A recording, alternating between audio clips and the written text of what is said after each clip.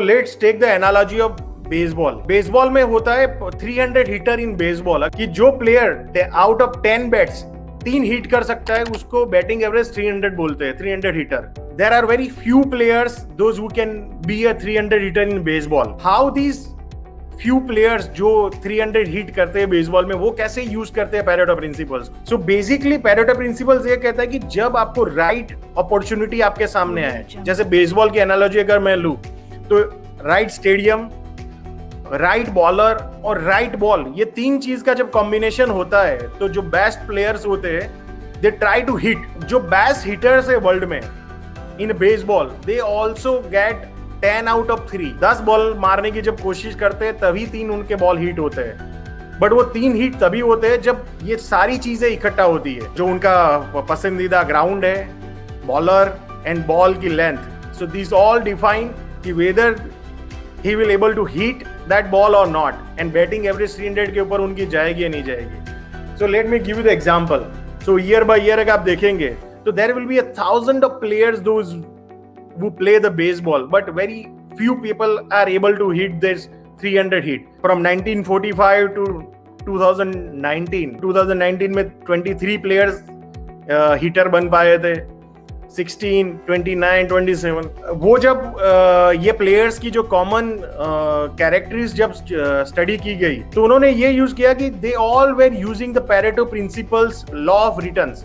Law of return मतलब law of hitting the ball. When all probability were getting right, they are able to hit that ball। मतलब जब सब चीजें सही होती थी, ग्राउंड, बॉल और लेंथ, तो they never miss that opportunity। So the same thing applies to you as an investor and trader, right? We will understand more in depth। एक एग्जांपल लिया है, attribute of collection of return 1989 से 2015 अगर आप देखेंगे, the worst performing stocks collectively has total return 0%, मतलब 11,513, 11,513 shares. And जो best performing stock थे वो 2,942। सो 20% of stock accounted for all the gains of index from 1989 to 2015। And the same 80% stocks जो 11,513 stocks थे collectively has a total return of 0%। The Pareto principle works in the whole index also, कि total जितने भी stocks है US के, उसमें भी आप देखेंगे कि 20% stocks have generated the 100% returns, and जो 80% स्टॉक थे they have collectively generate 0% return in 1989 to 2015। सो आप देख सकते हो कितने साल हुए, ऑलमोस्ट 26 ईयर्स। ऑलमोस्ट 26 ईयर्स में 80% स्टॉक ने 0% रिटर्न दिया है, एंड 2,942 स्टॉक्स मतलब 20% स्टॉक्स ने ऑलमोस्ट 100% गेन्स दिया है। मतलब जितना भी गेन हुआ है दैट 20% स्टॉक वाज रिस्पॉन्सिबल। कैसा लगा आपको? इंटरेस्टिंग है? आपने मे बी ये पर्सपेक्टिव से कभी नहीं देखा होगा। So how you can expect in your portfolio, आप कैसे एक्सपेक्ट कर सकते हो एज इन्वेस्टर कि मेरे सब स्टॉक मुझे पैसा बना के देंगे? आप भी मार्केट से स्टॉक सिलेक्ट करते हैं। So what you can do, जो 20% आपके पोर्टफोलियो में आया था, आप उसको कैसे एक्सप्लॉइट करना है and then extraordinary return generate करना है। जैसे आप चलना शुरू करो या आप गाड़ी चलाना शुरू करो तो you don't try to see 1 kilometre के बाद क्या आएगा, you just try to see 100 और 200 metre away to drive your car. अगर आपको 500 किलोमीटर भी जाना है, जैसे सोच लो मुझे अहमदाबाद से मुंबई जाना है, तो अहमदाबाद से मुंबई तक का पूरा रोड पे क्या होगा वो मुझे देखने की जरूरत नहीं है। What I try to see कि आगे 200 मीटर पे क्या है उसको देख के ही मैं गाड़ी चलाना है मेरे को, और गाड़ी 200 मीटर देख के ही चला सकते हो।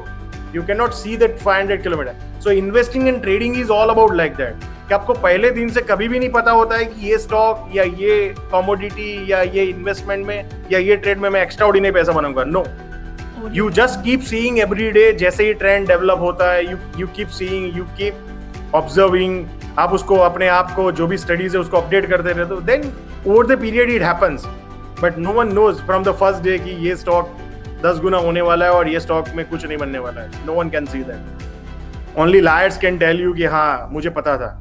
एज ए इन्वेस्टर हमारे लिए और एज ए ट्रेडर हमें क्या ये प्रिंसिपल्स लेसन्स सिखा रहा है? कुछ ही ट्रेड्स ऐसे होंगे जो आपको majority of profits through out the year generate करके देंगे, and you will have lot of small losers and small winners।